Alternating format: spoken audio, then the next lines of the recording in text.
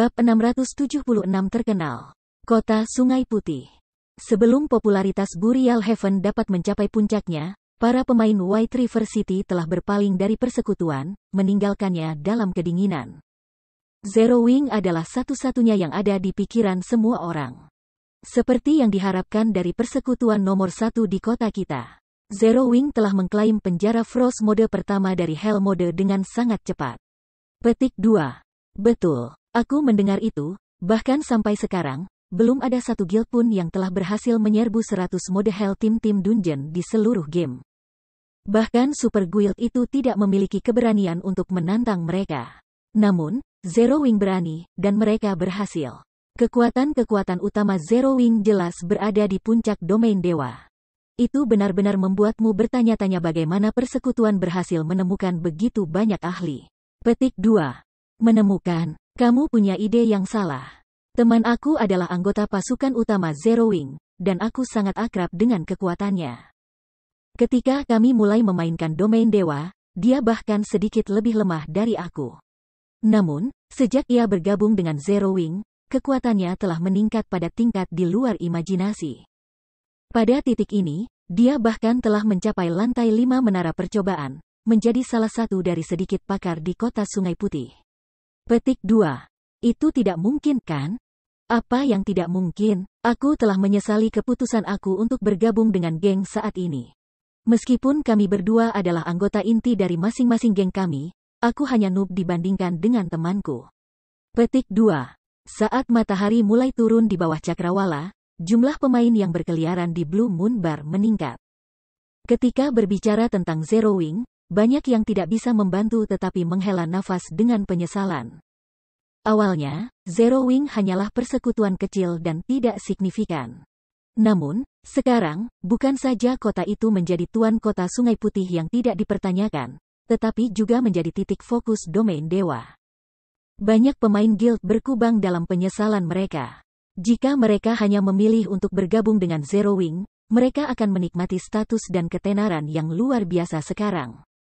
Banyak elit guild bahkan bersumpah diam-diam untuk meninggalkan guild mereka saat ini dan bergabung dengan Zero Wing, bahkan jika mereka harus mengganti kerugian guild mereka. Itu jauh lebih baik daripada tidak menjadi siapapun selama sisa hidup mereka. Tanda hubung.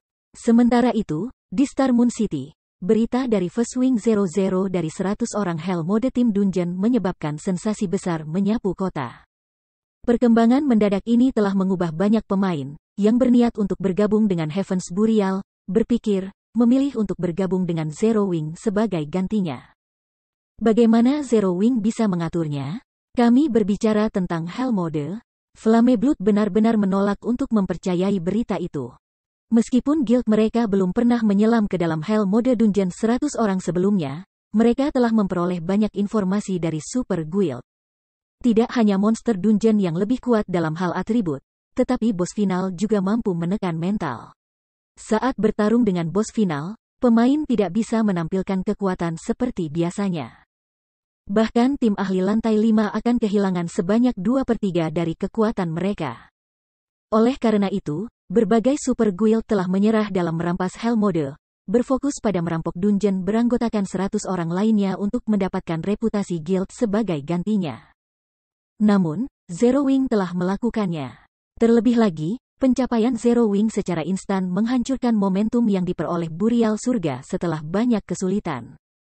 Benar saja, Black Flame tidak sesederhana seperti yang terlihat. Dia telah menyembunyikan kekuatannya begitu dalam, Daybreak Fog bergumam ketika dia menyerap informasi itu dengan penuh minat. File yang dia baca semuanya tentang Black Flame. Meskipun jaringan informasi Heaven's Burial tidak seluas yang dimiliki oleh Super Guild, itu masih jauh lebih menyeluruh dibandingkan dengan guild kelas 1 lainnya. Namun, kami hampir tidak memiliki informasi mengenai latar belakang api hitam. Seolah-olah dia baru saja kehabisan udara. Namun, kami tidak perlu terlalu memperhatikan masalah ini sekarang. Kami telah merekrut sejumlah pemain elit. Sekarang, kita perlu meningkatkan level dan peralatan semua orang dengan cepat dan bersiap untuk menyelesaikan tugas yang telah ditugaskan ketua pemimpin kepada kita. Ketika pemimpin guild menyelesaikan pencariannya, Heaven's Burial akan menjadi penguasa Star Moon City. Pada saat itu, Zero Wing tidak akan lagi menjadi penghalang. Petik 2. Tidak ada NPC City biasa yang bisa bersaing dengan Star Moon City. Dalam permainan, pemain saling bersaing melalui sumber daya. Sementara itu, sumber daya yang tersedia di berbagai wilayah domain God terbatas. Sebagai ibu kota kerajaan, Star Moon City secara alami menawarkan lebih banyak sumber daya daripada kota lain di kerajaan itu. Kota ini juga menawarkan sistem transportasi yang lebih nyaman. Mengunjungi pemain dari kerajaan dan kekaisaran lain yang ingin menjelajahi kerajaan Star Moon hanya bisa berteleportasi ke satu kota, bintang bulan kota. Hanya setelah melakukan teleportasi ke Star Moon City mereka dapat melakukan teleportasi ke kota-kota lain di Star Moon Kingdom. Ini saja sudah cukup untuk memungkinkan Star Moon City berdiri di atas para pesaingnya di kerajaan. Belum lagi, Star Moon City memiliki jauh lebih banyak peta dan ruang bawah tanah dalam wilayahnya. Selain Star Moon Kingdom, berbagai geng besar di seluruh domain dewa mulai mengalihkan perhatian mereka ke Zero Wing, khususnya geng kelas 1 dan geng super. Nol sayap, bukankah itu persekutuan pemula yang Pavilion Naga Phoenix gagal musnahkan? Petik 2. Jika itu bisa mengklaim first clear dari Hell Mode Dungeon 100 orang, beberapa perusahaan besar harus mendanai secara rahasia. Sepertinya kita harus menyelidikinya. Petik 2 tanda hubung. Sementara itu, di dalam Twilight Echoes Guild Residence.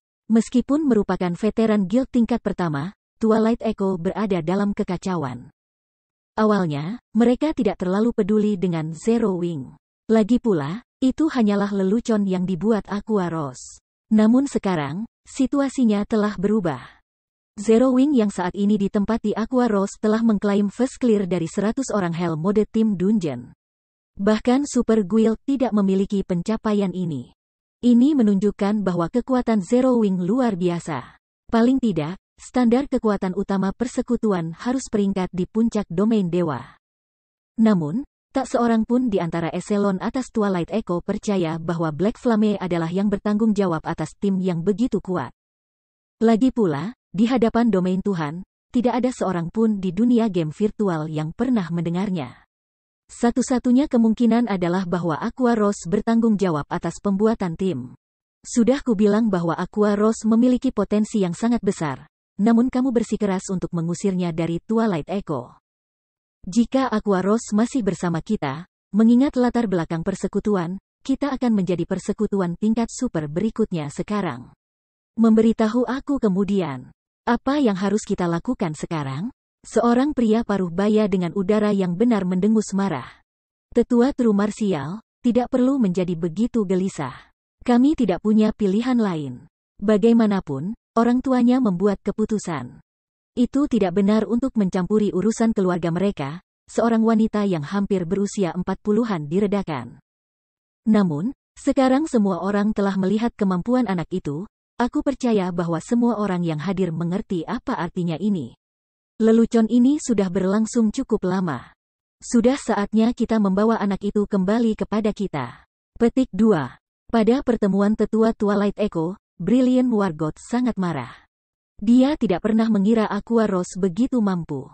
Dia benar-benar berhasil mengembangkan guild kecil menjadi guild besar yang bahkan Twilight Echo tidak bisa abaikan. Mendengarkan niat tetua, dia menyadari bahwa dia tidak akan pernah bisa memaksa Aqua Rose di masa depan. Ketua Pemimpin Glorious, apa keinginanmu? Tetua True Martial bertanya dengan dingin ketika dia menoleh ke Glorious Echo, yang duduk dengan nyaman di tahta ketua pemimpin. Saat itu, Glorious Echo sangat menganjurkan menelanjangi Aqua Rose dari posisinya sebagai tetua kehormatan. Namun, sekarang, kekuatan Aqua Rose jelas untuk dilihat semua orang. Twilight Echo bukan persekutuan satu orang. Jika Glorious Echo terus menghalangi Aqua Rose untuk kembali ke persekutuan, dia akan membuat musuh setiap tetua di persekutuan. Glorious Echo, yang telah diam selama pertemuan, tersenyum dan menjawab dengan acuh tak acuh, karena semua orang telah memutuskan, aku tidak akan keberatan. Namun, babak 677 Pedang Solomon.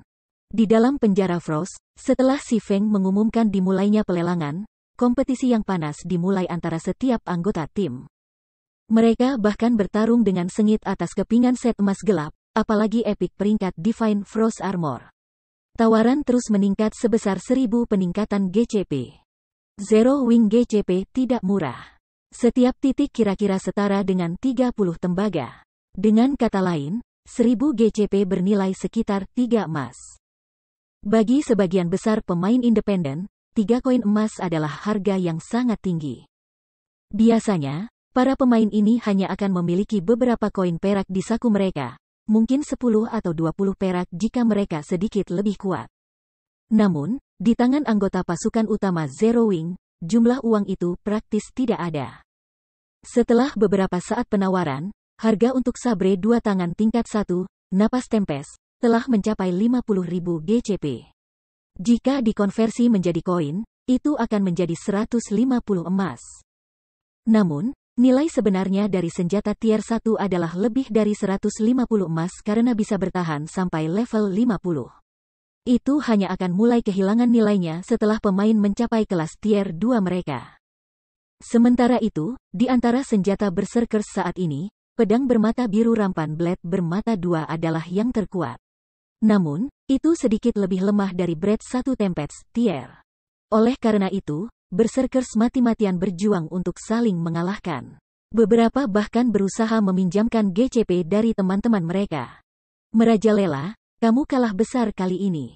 Setelah menghabiskan hampir semua GCP kamu di Bluefire Double Edge Sword, kamu tidak bisa bersaing untuk Napas Tempest bahkan jika kamu mau. Turtledove tidak bisa menahan godaan berserker saat dia tersenyum pada blade rampan yang gelisah. Untuk apa kamu bersukaria?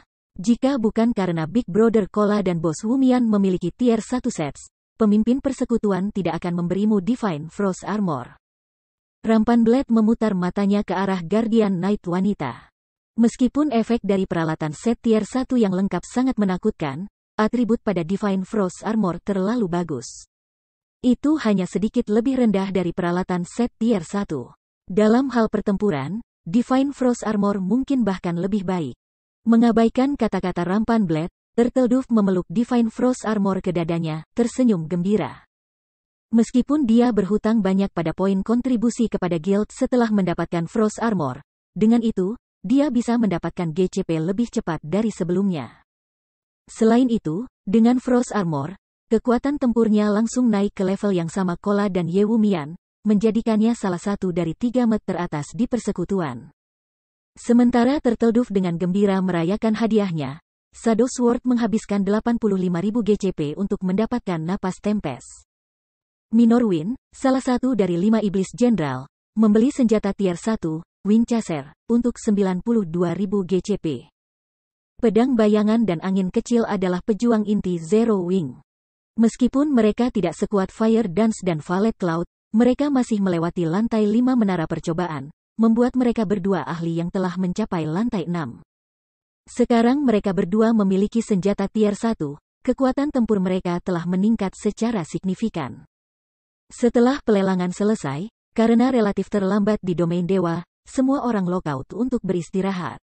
Hanya beberapa orang, seperti Shadow Sword dan Minorwin, yang terus bermain. Mereka bermaksud menguji senjata baru mereka. Karena itu, mereka semua pergi ke Kolosium Ilahi untuk berlatih. Sama seperti Si Feng hendak meninggalkan penjara Frost, suara pemberitahuan sistem tiba-tiba mencapai telinganya. Sistem, ada gambar aneh yang terukir pada elemental core yang tertinggal setelah Frost Giant meninggal. Apakah kamu ingin menyelidikinya? Gambar aneh, Si Feng beralih ke batu permata besar dan gemilang yang sebelumnya dia abaikan. Batu permata biru itu setinggi dia. Jika bukan karena pemberitahuan sistem, dia tidak akan memperhatikan gambar seukuran telapak tangan yang terukir di bagian luar batu permata. Mengapa aku tidak menemukan pemberitahuan ini di masa lalu? Si Feng berjalan ke batu permata dan memeriksa gambar dengan hati-hati. Dia menemukan bahwa itu adalah arai sihir yang luar biasa kompleks. Sejauh ini, itu adalah salah satu arai sihir paling kompleks yang pernah dilihatnya. Itu sama rumitnya dengan instrumen elektronik. Ketika Si Feng menyentuh gambar, elemental core tiba-tiba mulai menyusut. Dari ukuran manusia dewasa, batu permata besar menyusut hingga seukuran kepalan dalam sekejap mata. Sistem, Quest Tracer Solomon, diaktifkan. Rincian quest, susunan sihir yang sangat kuat telah diukir ke inti elemen bersama dengan simbol Solomon. Kamu mungkin mendapatkan hadiah tak terduga jika kamu membawa elemental core ini ke Grid Mage. Hadiah quest, tidak diketahui. Apakah ini pencarian bonus untuk mendapatkan mode clear pertama Hell? Si Feng tanpa sadar bergidik ketika mendengar nama Solomon. Ada banyak senjata di domain dewa. Namun, sementara senjata epik sangat langka, senjata legendaris sama langka dengan bulu burung Phoenix. Di antara 10 senjata legendaris paling terkenal di masa lalu, salah satunya adalah pedang Solomon. Meskipun si Feng tidak tahu bagaimana harta karun Salomo dan pedang Solomon berhubungan, bahkan koneksi yang paling samar pun menakjubkan. Itu sudah cukup untuk membuat setiap kelas jarak dekat di Guts Domain marah dengan keserakahan. Item legendaris cukup kuat untuk memungkinkan seseorang untuk menantang lawan dari tingkat yang lebih tinggi. 10 senjata legendaris hebat, bagaimanapun, menonjol dari kerumunan. Si Feng telah mendengar banyak perbuatan yang melibatkan 10 senjata legendaris hebat di masa lalu. Dengan kata lain, tidak ada satu pemain pun di Guts Domain yang akan mengabaikan salah satu senjata ini. Salah satu kejadian paling sensasional adalah provokasi pemain tier 3 terhadap pemain tier 5. Pada akhirnya, keduanya saling bertarung dengan semua yang mereka miliki. Namun, ketika semua orang percaya bahwa pemain tier 3 selesai, pemain tier 3 itu sebenarnya berhasil melarikan diri dari lawan mereka.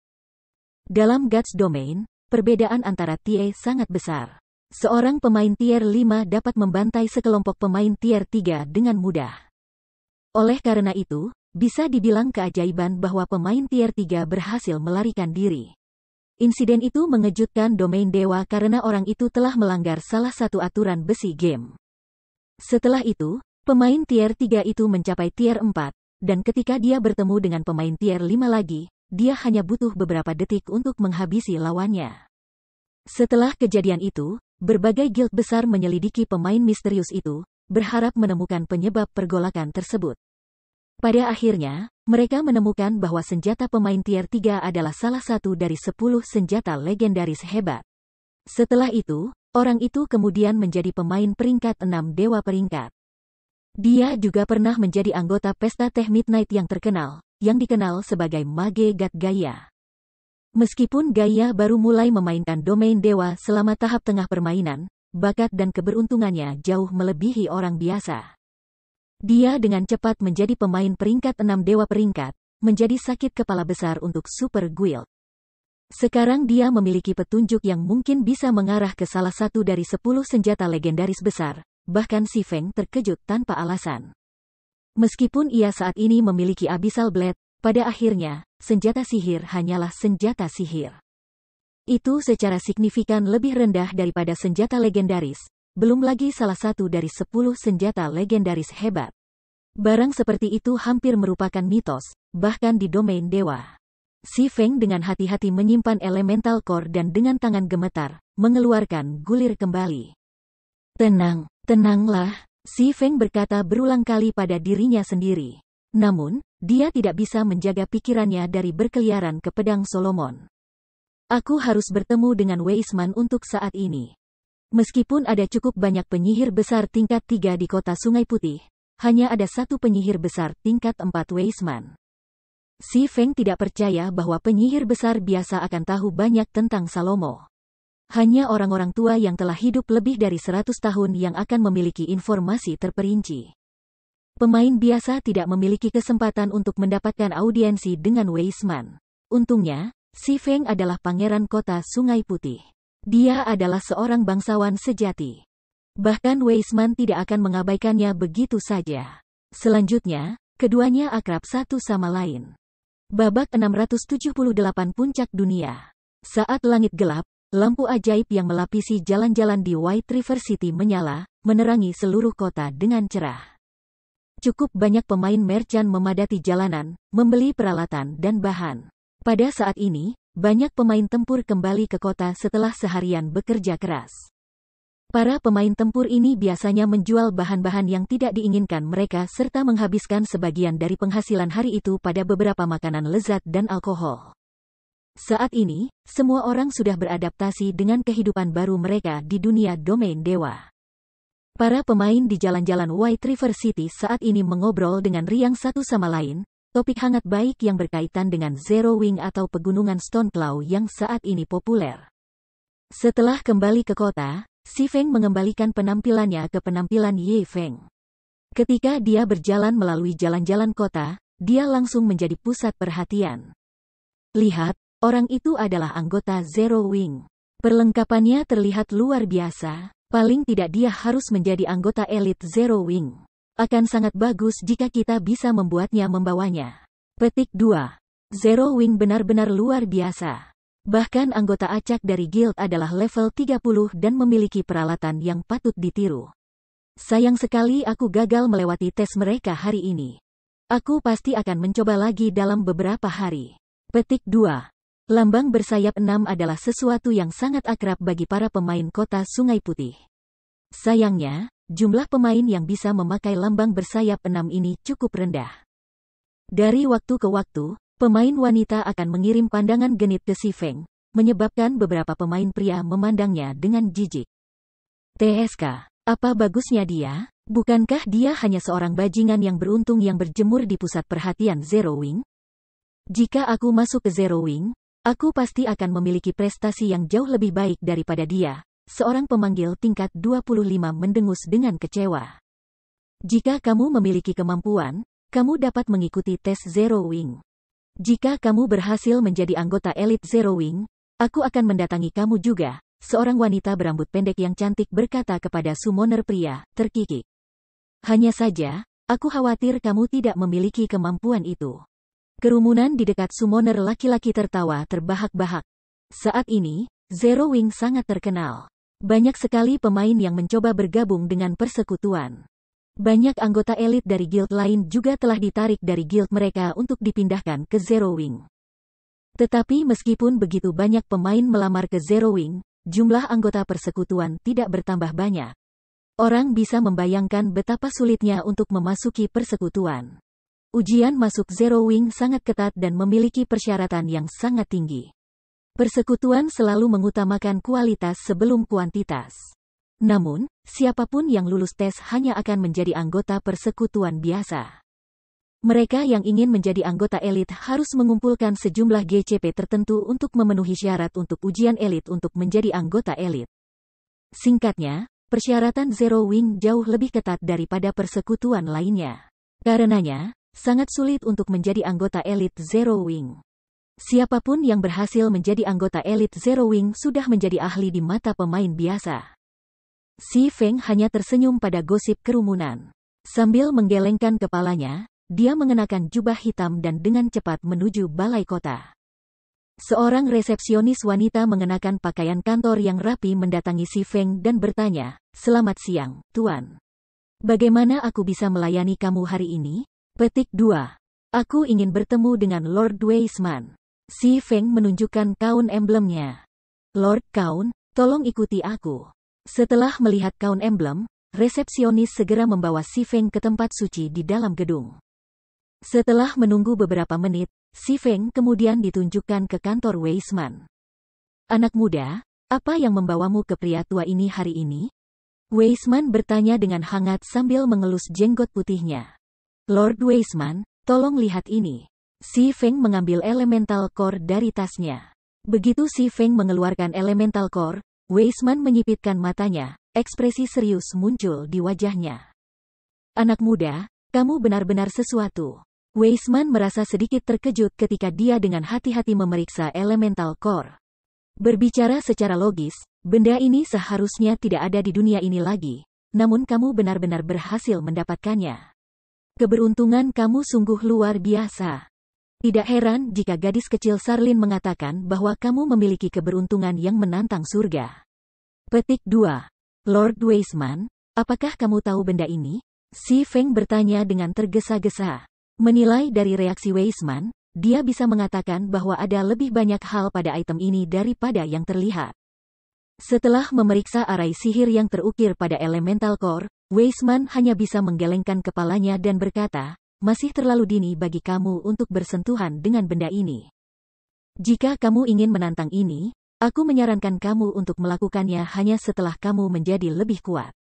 Petik 2. Lord Weisman, boleh aku tahu seberapa kuat aku harus?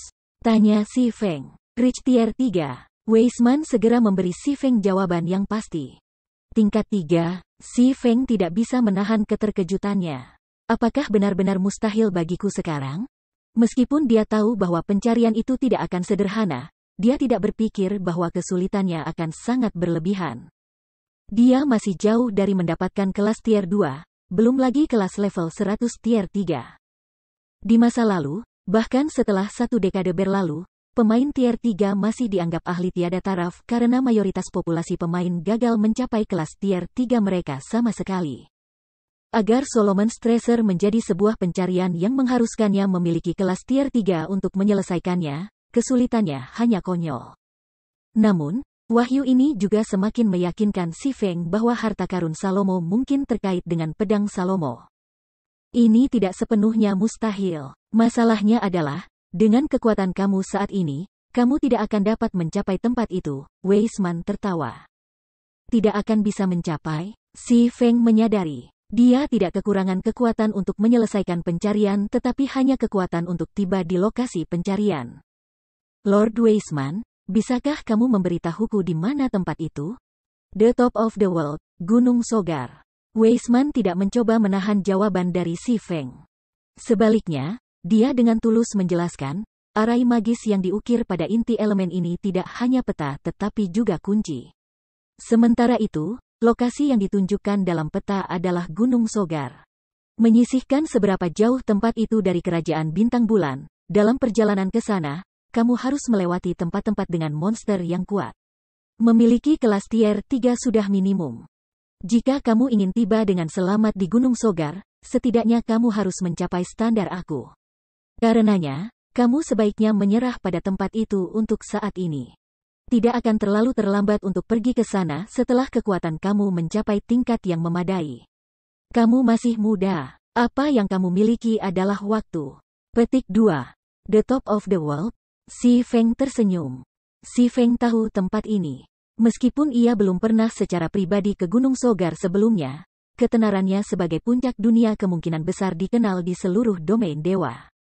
Dan memang, seperti yang dikatakan Weisman, kelas tier 3 tidak akan berbeda dengan makanan bagi monster yang akan ditemui dalam perjalanan ke Gunung Sogar. Bahkan jika dia masih Raja Pedang tingkat 200 tingkat 3 sekarang, dia hampir tidak akan berhasil mencapai Gunung Sogar. Dia juga harus menghabiskan waktu yang lama bepergian untuk sampai ke sana karena titik teleportasi terdekat ke Gunung Sogar adalah 10 hari lagi. Selain itu dengan asumsi bahwa dia bisa terus berlari selama 10 hari berturut-turut dan tidak menemukan monster yang kuat di sepanjang perjalanan. Meskipun dia bisa mempersingkat waktu perjalanan dengan menggunakan gunung, meski begitu, itu masih akan memakan waktu lama. Namun, Si Feng memiliki gulungan teleportasi posisi, gulungan tier 4 yang memungkinkannya untuk berteleportasi ke lokasi manapun di domain dewa, kecuali untuk beberapa ruang khusus. Gunung Sogar bukan salah satu dari pengecualian ini. Dengan kata lain, dia bisa teleportasi ke sana secara langsung. Tak lama setelah itu, Si Feng mengucapkan selamat tinggal kepada Weisman dan segera berlari kembali ke Candlelight Trading Firm. Seperti saran monikernya, Gunung Sogar adalah lokasi tertinggi di seluruh domain dewa. Pada saat yang sama, itu juga domain yang manusia tidak mau masuk, karena banyak monster yang kuat tinggal di sana.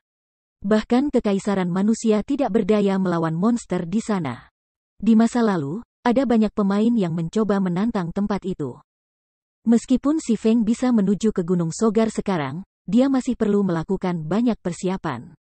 Setelah dia kembali ke kamar penempaannya, dia segera menghubungi Melancholic Smile. Melancholic, tolong kirim alkemis dan insinyur peringkat teratas di dalam firma perdagangan ke ruang penempaan aku, tolong. Babak 679 senjata yang mengakhiri era. Di dalam ruang penempaan canggih dari Candlelight Trading Firm. Di bawah instruksi Melancholic Smile, alkemis dan insinyur yang paling terampil dari firma perdagangan Candlelight Trading segera menuju ruang tempat Si Feng. Lihatlah ini untuk saat ini, dan katakan padaku seberapa yakin kamu membuat barang-barang ini, kata Si Feng.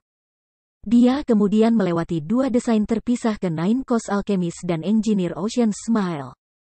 Kedua orang buru-buru mengangguk sebagai tanggapan, tidak berani bertindak sembarangan sama sekali di depan Si Feng. Nine Coast adalah satu-satunya alkemis menengah dari perusahaan perdagangan cahaya lilin, sedangkan Ocean Smile adalah satu-satunya insinyur menengah dari perusahaan perdagangan. Di masa lalu, kedua orang ini memiliki prestasi yang luar biasa dan telah berhasil menjejakkan kaki ke ranah master. Saat itu, bahkan Si Feng, pemimpin persekutuan dari persekutuan kelas 2, harus memperlakukan mereka dengan penuh hormat. Namun, sekarang, kedua orang ini sangat gugup saat berbicara dengannya. Tidak ada tanda-tanda kesombongan yang biasanya mereka tunjukkan ketika berhadapan dengan pemain lifestyle lainnya di dalam firma.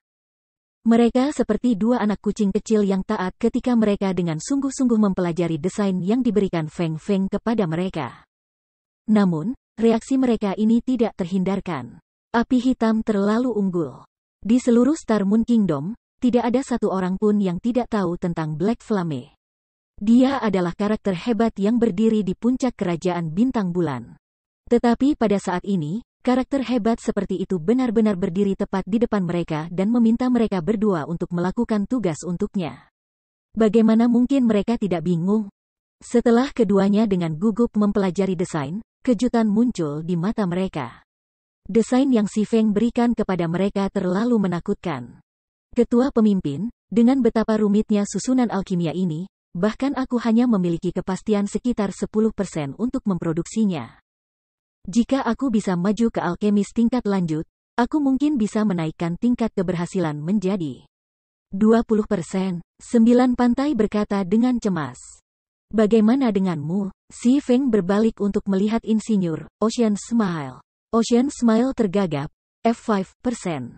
5% kan? Si Feng sedikit mengernyit.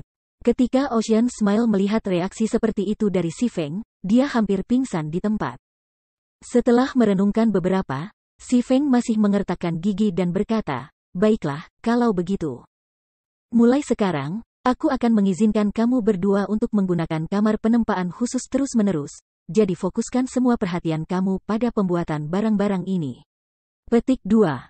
Desain yang dia ambil sebenarnya adalah bagian dari desain perangkat sihir yang dia dapatkan dari Dark Shrine.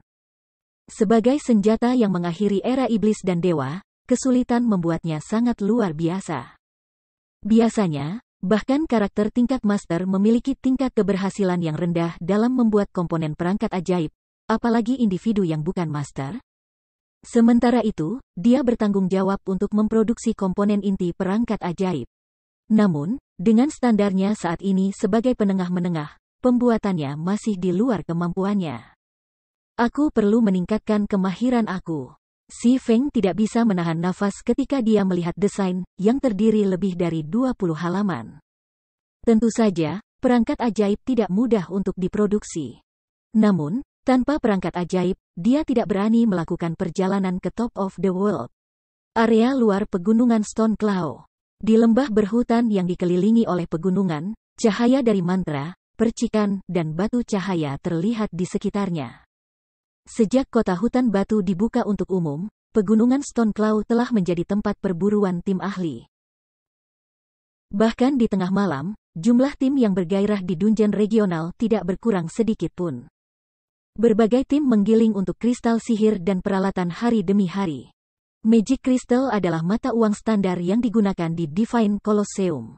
Karena pegunungan Stone Cloud adalah dungeon regional level 30 hingga level 49, peralatan yang dijatuhkan monster secara alami berkisar antara level 30 hingga level 45.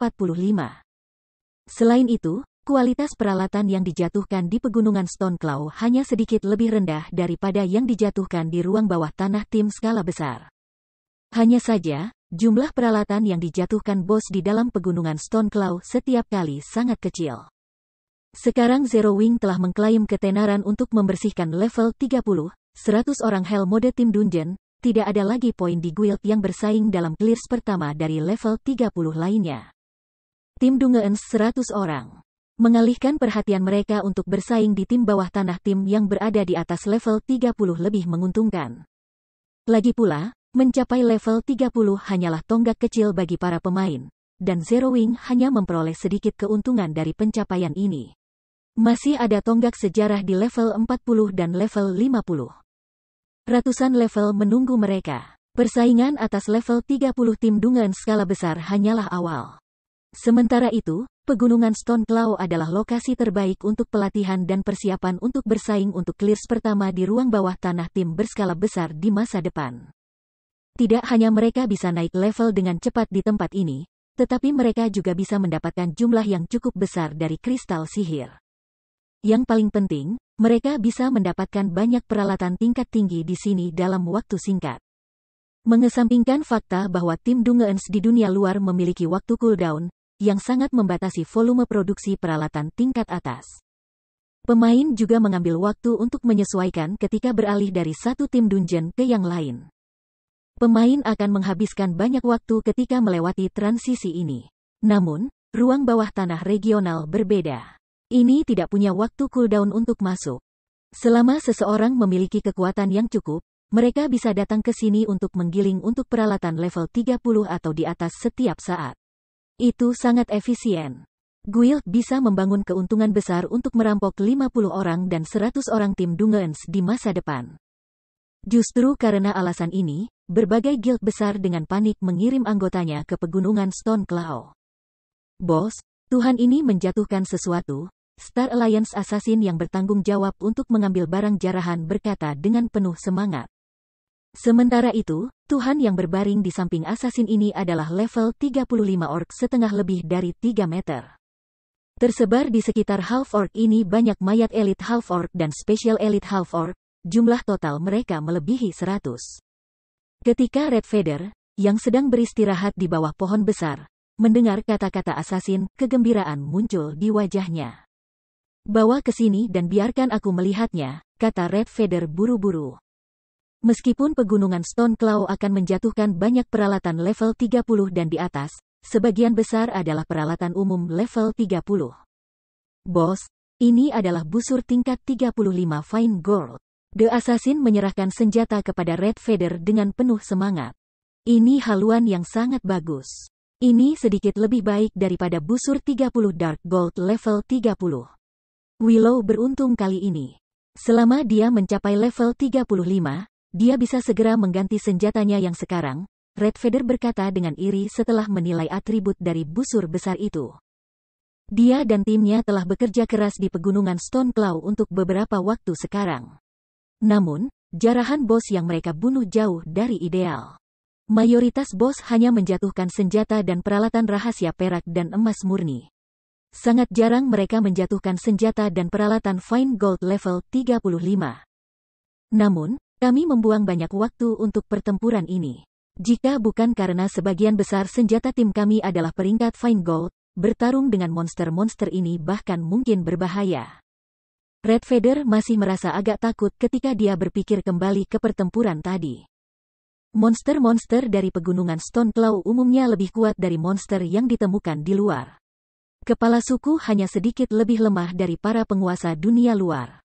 Para dewa di sini bahkan lebih kuat, dalam hal kekuatan tempur, mereka bahkan bisa menyaingi ketua tertinggi dunia luar. Hanya HP mereka yang pada standar normal. Sedangkan untuk level 35 Lord yang diberi peringkat half orc yang dihadapi tim mereka sekarang, sebagian besar senjata jarak dekat mereka gagal untuk bahkan menggores Lord. Hanya senjata emas murni atau di atas yang bisa memotong kulit keras dewa setengah orc dan menghancurkan kekuatan tempurnya. Faktanya, tim Red Feather bukanlah satu-satunya yang mengalami sakit kepala seperti itu. Setiap tim yang datang untuk menggiling di Pegunungan Stone Claw menemukan diri mereka menghadapi masalah yang sama. Setiap pertempuran di dungeon regional akan sangat melelahkan tim. Pemain yang menggunakan senjata rahasia perak bahkan terpaksa menggunakan batu asing untuk memulihkan daya tahan senjata mereka setelah bertarung hanya dalam satu pertempuran. Kalau tidak, senjata mereka pasti akan pecah dalam pertunangan berikutnya. Akibatnya, tim-tim di Pegunungan Stone Claw tidak bisa bertarung terus-menerus dalam jangka waktu yang lama. Boss Red, tim Elder Purple Eye telah menemukan 1 Lord dan 6 Chieftains. Mereka sangat membutuhkan cadangan sekarang. Petik 2. Tim Purple Eye terlalu sial untuk benar-benar bertemu dengan begitu banyak monster. Semuanya, segera ikuti aku. Petik 2. Tak lama setelah tim Red Feather mulai beristirahat, Purple Eye, yang juga salah satu pejuang Top Star Alliance, mengirim permintaan bantuan. Red Feather tidak punya pilihan selain merespons. Bahkan jika standar tim Purple Eye sangat tinggi, tidak mungkin tim beranggotakan 100 orang itu bisa setara dengan satu ketua tinggi dan 6 tuan dari dunia luar secara bersamaan. Belum lagi, harus ada banyak monster elit dan elit khusus. Namun, masalah yang mengganggu berbagai tim sebenarnya membuat Firelite Trading Firm di Stone Forest Town menjadi kekayaan. Baik itu Whetstones atau Whetstones lanjutan, tidak ada guild yang pada awalnya merencanakan untuk membeli barang-barang ini dari Candlelight Trading Firm. Namun, konsumsi barang-barang ini terlalu rakus. Produksi mereka sendiri tidak mencukupi. Karenanya, guild tidak punya pilihan selain membeli barang-barang ini dari Candlelight Trading Firm. Karena alasan ini, seluruh Candlelight Trading Firm sangat sibuk karena beberapa ratus Whetstones mungkin menjual pada menit tertentu. Tanda hubung. Sementara itu, selama waktu itu berbagai perserikatan berebut di pegunungan Stoneclaw, Si Feng terkurung di dalam ruang penempaan khusus. Dengan panik memproduksi kit baja perantara menengah dan terus meningkatkan kemampuan penempaannya. Selama 4 hari penuh, Si Feng tidak tidur atau beristirahat, menghabiskan seluruh waktu itu dengan gila-gilaan meningkatkan kemahirannya. Dia hanya berhenti ketika suara notifikasi sistem memasuki telinganya. Sementara itu, level Si Feng juga meningkat pesat selama periode ini. Pada saat ini, dia sudah mencapai level 32. Kecepatan naik levelnya hanya membuat satu orang terdiam. Bab 680 pemalsu tingkat lanjut. Sistem, selamat, kamu adalah pemain pertama yang dipromosikan menjadi pemalsu tingkat lanjut. Menghargai 10 Magical Gold dan 20 juta EXP. Pemberitahuan sistem diulang 3 kali. Setelah kedatangan pemberitahuan sistem ini, Si Feng akhirnya berhenti memproduksi kit menengah mana armor. Dia telah meminta total 24.000 poin kemahiran untuk maju dari pemalsu tingkat menengah ke pemalsu tingkat lanjut. Itu 2 kali lipat jumlah yang diperlukan untuk promosi dari pemalsu dasar ke pemalsu tingkat menengah. Ini benar-benar pekerjaan yang sulit. Si Feng tiba-tiba jatuh ke kursi, menghela napas lega. Dengan standar ini, aku seharusnya bisa membuat komponen inti dari perangkat ajaib. Bahkan jika dia memproduksi intermediate mana armor kits, seharusnya tidak mungkin untuk mendapatkan 24.000 poin kemahiran hanya dalam 4 hari.